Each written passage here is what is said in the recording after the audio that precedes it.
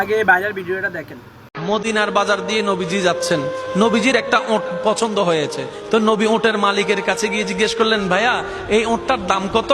ওই দামাদামি হলো, নবী সে দামে কিনতে রাজি হলেন, কিন্তু নবীর কাছে তখন অর্থ ছিল না। তখন নবীজি ওনাকে বললেন, আপনি আমাকে ওটটা দেন, আমি এখন গিয়ে আপনার সেই প্রাপ্যটা পাঠিয়ে দিচ্ছি।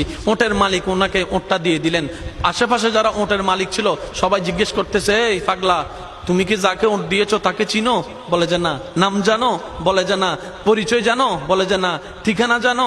না। তো তুমি যে ওটটা দিয়ে দিলা, উনি যদি ওটার টাকাটা না ফাটায় তখন তো তুমি লসের মধ্যে চলে যাবা। সে ওটের মালিক বলে, এত সুন্দর নুরানি চেহারাওয়ালা কখনো বাটপার হতে পারে না, কখনো চিটার হতে পারে না, কখনো মিথ্যুক হতে পারে না। ওনার চেহারা দেখেই তো আমি ওট বিক্রি করার আগে মনটাই বিক্রি করে দিয়েছি, মনটাই বিক্রি করে দিয়েছি, মনটাই বিক্রি করে দিয়েছি। তোমরা যাই বলো, আমার মন বলে উনি আসবেই আসবে, টাকাটা